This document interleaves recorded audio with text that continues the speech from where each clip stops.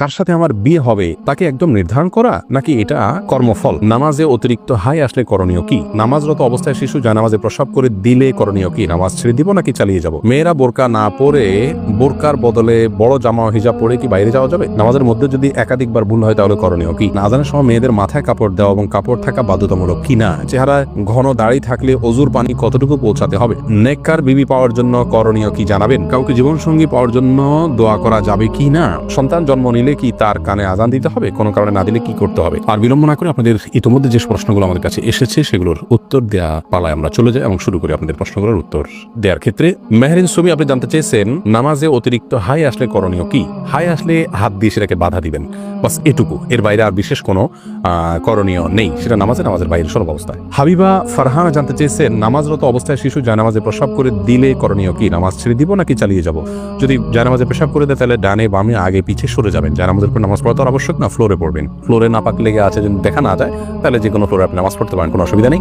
জানামাজে বাচ্চা পেশাব করে দিলে আস্তে করে নিজেকে সরিয়ে নিয়ে একটু দুই হাত এক হাত পেছনে ডানে বামে সরিয়ে আপনি নামাজ কমপ্লিট করতে পারেন, কোনো অসুবিধা নেই। লিমা আক্তার জানতে চেয়েছেন মহিলারা মাথার নিচের দিকে চুল খোপা করতে পারবে কিনা? পারবে, কোনো অসুবিধা নেই। নূরজাহান নূর আপনি জানতে চেয়েছেন মেয়েরা বোরকা না পরে বোরকার বদলে বড় জামা হিজাব পরে কি বাইরে যাওয়া যাবে? যেতে পারে, কোনো অসুবিধা নেই। বোরকাই পড়তে হবে এমন কোনো কথা নেই। তার শরীরের সৌন্দর্যকে ঢাকতে হবে, অলংকার ইত্যাদিকে ঢাকতে হবে এটা কাপড় দিয়ে, তবে সেই কাপড়টাও যাতে আবার দৃষ্টি আকর্ষণকারী না হয় সেদিকটা খেয়াল করতে হবে। যে কোনো একটা কাপড় দিয়ে নিজের সৌন্দর্য ঢাকলেই চলবে, বোরকাই হতে এমন কোনো কথা নাই। জামা যদি হয় তাহলে সেই জামাটা যেন খুব বেশি চাকচিক্যপূর্ণ না হয় সেদিকটা খেয়াল রাখতে হবে এবং যথাসম্ভব পুরো শরীর যাতে ঢাকে সেরকম পোশাক পরতে হবে। নামাজের মধ্যে যদি একাধিকবার ভুল হয় তাহলে করণীয় কি? ভাই সায়েম, দেখতে হবে যে আপনার নামাজে ভুলটা কি ধরনের হয়েছে। যদি ফরজ ছুটে যায় তাহলে একবারও যদি ছুটে যায় তাহলে নামাজ ওইটা আবার পড়তে হবে আপনাকে। আর যদি ওয়াজিব ছুটে যায় তাহলে একবারের বেশি দুইবার তিনবারও যদি ওয়াজিব ছুটে, তিনটা ওয়াজিব যদি ছুটে যায় শেষে একটা সিজদা দিলে হয়ে যাবে। আর যদি সুন্নাত বা নফল ছুটে তাহলে একাধিক ছুটলেও নামাজ হয়ে যাবে, যদিও তার মান কমে যাবে। ধ্রুব তারা এআইডি থেকে আপনি জানতে চেয়েছেন আজানের সময় মেয়েদের মাথায় কাপড় দেওয়া এবং কাপড় থাকা বাধ্যতামূলক কিনা? এ বিষয়ে আমাদের একটা ভিডিও আছে, আপনি দেখে নিতে পারবেন। আজানের সময় মেয়েদের কাপড় দেওয়া মাথায় এটা আবশ্যক কিনা? উত্তর হলো না। আজানের সাথে মাথায় কাপড় দেওয়ার কোনো সম্পর্ক নেই। বাসা বাড়িতে যে সমস্ত মা বোনরা আছেন কিংবা পথে ঘাটে আছেন, মসজিদের সামনে দিয়ে যাচ্ছেন, আজান আওয়াজ শুনছে, ওইটাই মাথায় কাপড় টেনে দিতে হবে, এমন কোনো বাধ্যবাধকতা নেই। তবে যদি তিনি বাইরে অন্য পুরুষে থাকেন তাহলে সর্বাবস্থায় তাকে মাথায় কাপড় টেনে নেওয়া উচিত, আজান দেওয়া অবস্থায়ও আজান না দিলেও।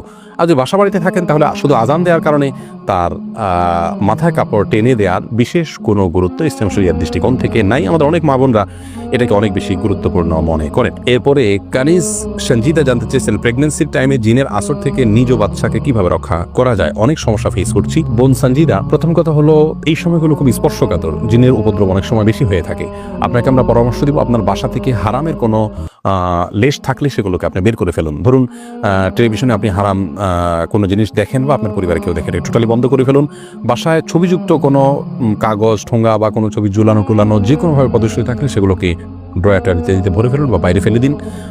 তৃতীয়ত, আপনার ঘরে ঢোকার সময় প্রত্যেকটা সদস্য যতজন বাসায় আসবে বাধ্য করুন সালাম দিয়ে বিসমিল্লাহ পড়ে বাসায় ঢুকতে এবং বের হওয়ার সময় বিসমিল্লাহ পড়ে বের হতে। প্রত্যেকটা জিনিস খাওয়ার সময় বিসমিল্লাহ পড়ে খাবেন, শোয়ার সময় ওযু করে এবং ঘুমের দোয়া পড়ে শোবেন, সকাল সন্ধ্যা দোয়া পড়বেন। এর পাশাপাশি আপনি সূরা বাকারা এটা উচ্চ ভলিউমে বা যতটুকু আপনার শুনতে সুবিধা হয় ততটুকু ভলিউমে মোবাইলে বা কোনো কিছু বাজিয়ে আপনি রেখে দিবেন বা উচ্চস্বরে নিজে তেলাওয়াত করতে পারলে আরও ভালো।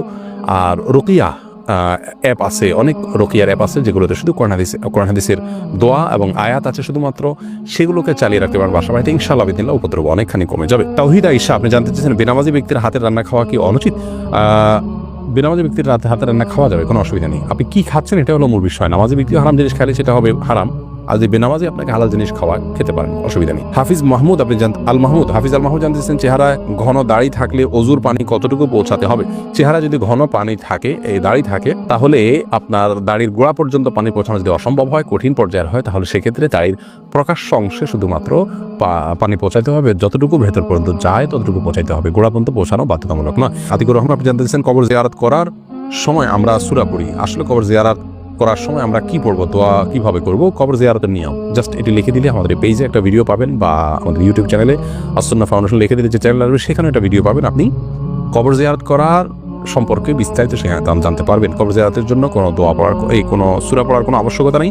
মূলত সালাম এবং শান্তির দোয়া করবেন মৃত ব্যক্তির জন্য। সালামুন আলাইকুম দারাকুম মুমিনিন ওয়া ইন্না ইনশাআল্লাহু গুমরাহ। এখন বিভিন্ন রকমের সালামের ভাষ্য ফরম্যাট হাদিসে আসছে, সেগুলো যে কোনো একটা পড়লে হবে। এমডি আব্দুর রাজ্জাক জানতে চেয়েছেন নেককার বিবি পাওয়ার জন্য করণীয় কি জানাবেন। নেককার বিবি বা স্ত্রী পাওয়ার জন্য আগে নিজে নেককার হতে হবে। সূরা ফুরকানের ৭৪ নম্বর আয়াতের যে দোয়া আছে সেটা পাঠ করতে হবে বেশি বেশি করে। সেই সাথে নেক সঙ্গীদের সাথে আপনার ওঠা বসা করতে হবে, নেক পরিবেশের সাথে থাকতে হবে।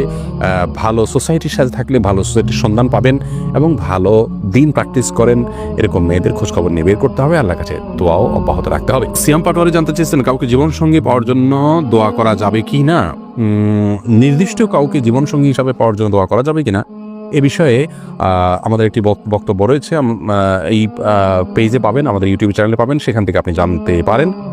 আর এর বাইরে আপনার কোনো ব্যক্তিকে জীবনসঙ্গী হিসাবে পাওয়ার জন্য নির্দিষ্ট করে দোয়া করার বিষয়ে সংক্ষেপে শুধু এটুকু বলবো যে এটা করা উচিত না, বরং এভাবে বলা উচিত আল্লাহ অমুকের সাথে সম্পর্ক হলে সেটা যদি আমার জন্য কল্যাণের হয় সার্বিকভাবে, তাহলে আপনি আমার জন্য সেটাকে সহজ করে দিন।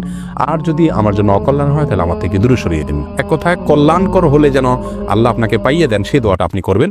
বাকি সর্বাবস্থায় তার জন্য আপনি দোয়া করবেন, এরকমটি উচিত নয় যে আল্লাহ সে ভালো হোক আর মন্দ হোক আমি তাকে জীবন সঙ্গিনী হিসাবে চাই।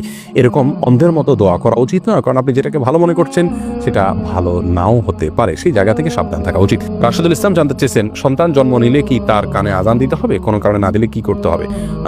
প্রথমত সন্তান জন্মের পর তার কানে আজান দেওয়ার বিষয়টি অনেকগুলো হাদিসে বর্ণিত হয়েছে। হাদিসগুলোর সনদগুলো সবগুলাই মোটামুটি দয়াই পর্যায়ের।